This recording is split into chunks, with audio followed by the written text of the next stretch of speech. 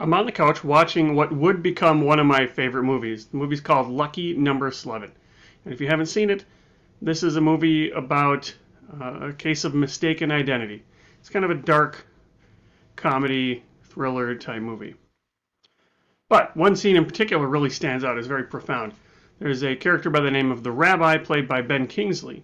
And when the main character, whose identity is mistaken, is brought to the Rabbi and tells him, "I'm just really unlucky," the Rabbi launches into one of my favorite scenes in movie history. He talks about how you were better off yesterday, but it took today for you to realize that. And he goes on to say, the lucky are never realizing that they're lucky until it's too late. It was a profound look at gratitude and happiness, and it has some insights into how we might change our reference points for the better. Find out more right after this.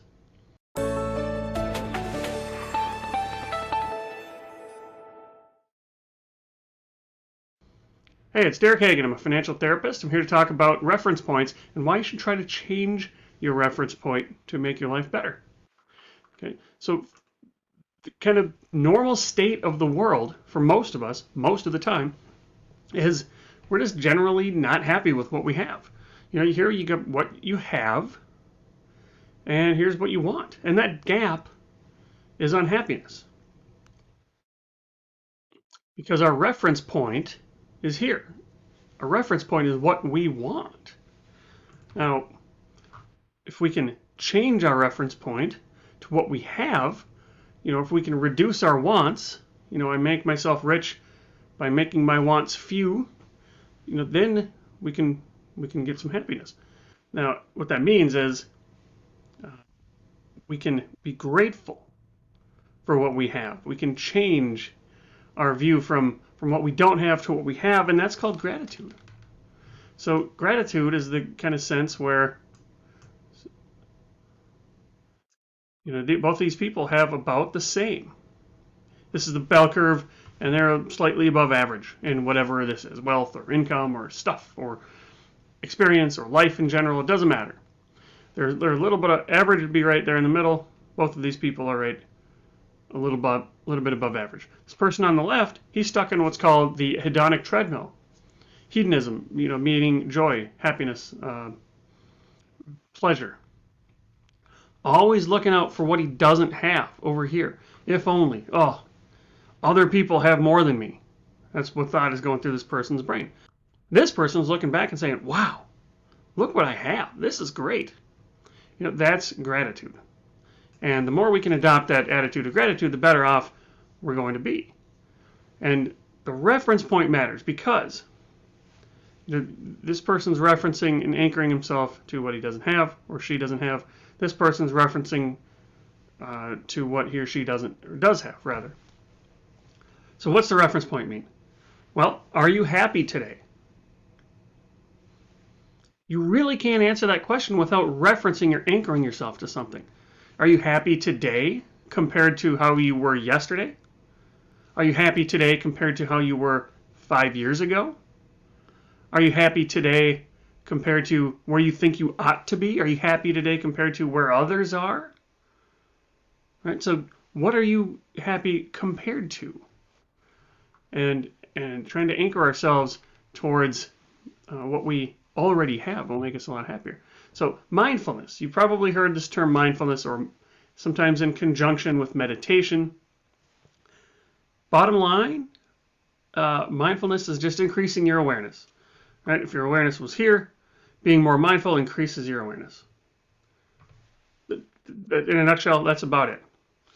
Now, mindfulness meditation is nothing more than practice to training your awareness. And we'll talk a little bit more in the next slide here, but also your attention. So mindfulness meditation is training your awareness, training your attention. But increasing your awareness is becoming more aware of the present moment without judgment, without identifying with thoughts. Right? So most of us float around life lost in thought, effectively talking to ourselves. You probably just told a little story in your head. You said, what's this guy talking about? Well, who are you actually talking to? You already knew that. So when you say that in your head, I mean, the only Good thing is we don't actually say this out loud most of the time. Sometimes we do actually. But who are we talking to? Thoughts are not the problem. Thinking without knowing that we're thinking, being lost in thought, identifying with our thoughts is the problem. So most of us will say, this is my sadness, this is my anger, instead of saying, sadness is passing through me, or anger is passing through me. And what does that emotion actually feel like? When are you experiencing these emotions? That's increasing your awareness. So you get to choose where to focus, right? So last hinted at this, awareness is everything that you can pay attention to. That's your peripheral vision. That's a bang that might happen in the distance. Everything that you can be aware of. Now, attention is where you're shining your spotlight. And within awareness, you've got attention, which is more laser focused. And you can pick, you literally have the freedom to choose what you're going to focus your attention on. You can focus down here and say, here's all the stuff I don't have. You can choose to pay attention to what you don't have, or you can take the gratitude attitude and choose to focus on what you do have.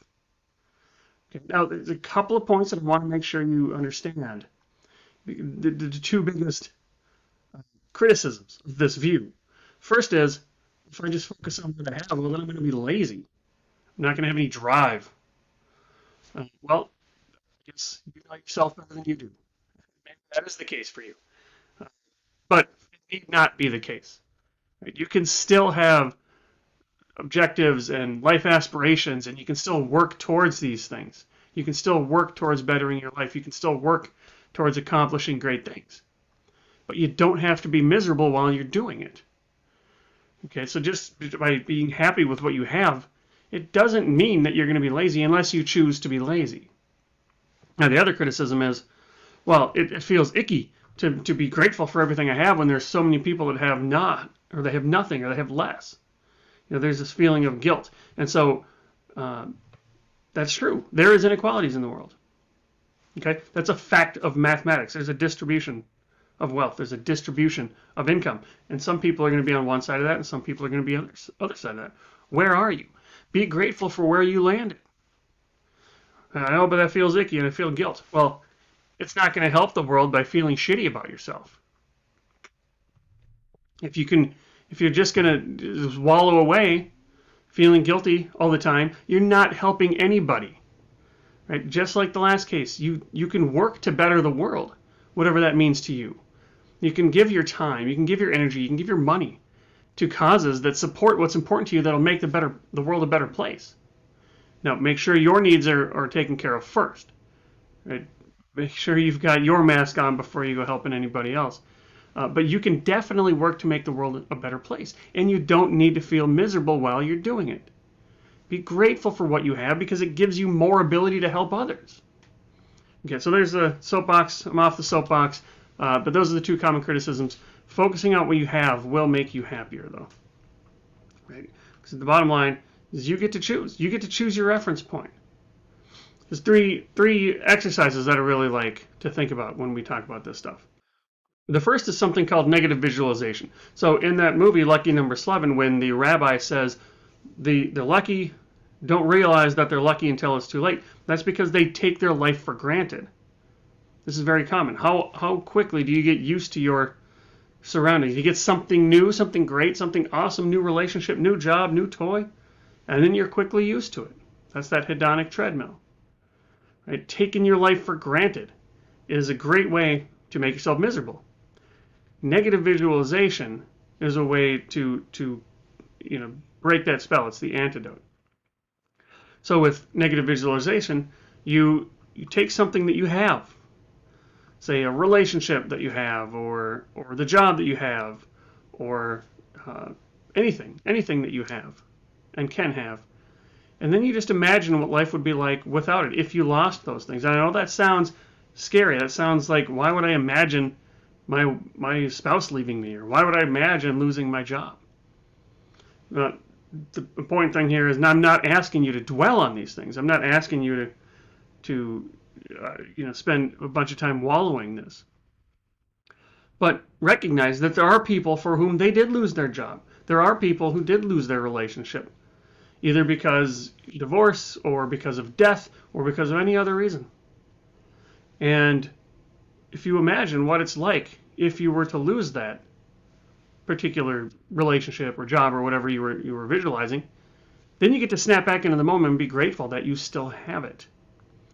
The lucky never realize they're lucky until it's too late.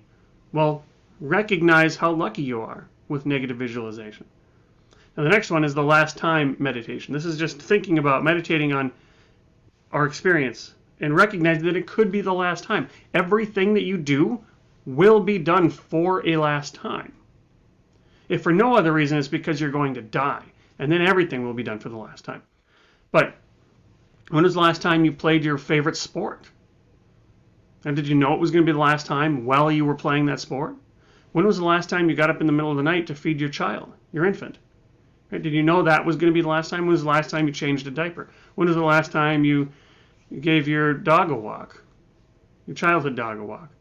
Right? When was the last time you had dinner with your grandparents? You probably didn't know those were going to be the last time. So when is the last time you're going to have dinner with your parents or your spouse or your kids? Recognize that these could be the last time.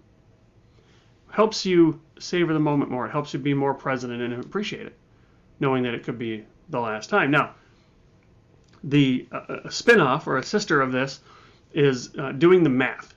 So recognizing that our time is limited and our experiences are finite, we can do a back-of-the-envelope calculation. Right? So how many times do I see my mom, for example?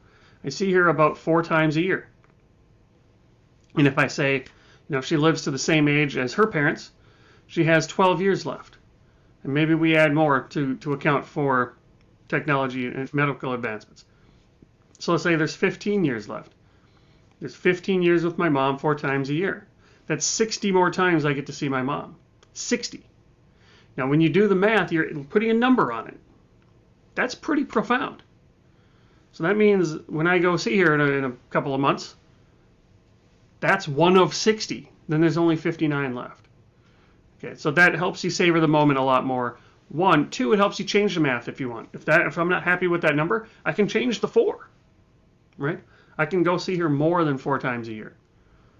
Or if she was doing do the math meditation, she could change the 4 as well, but she could also maybe try to work to change the 15. Maybe there's something she can do to extend life.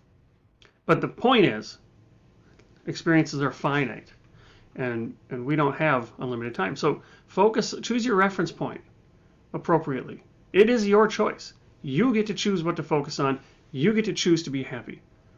There's no saying that you can never pursue happiness. You can never try to be happiness. Or you can never try to be happy. You can only be happy.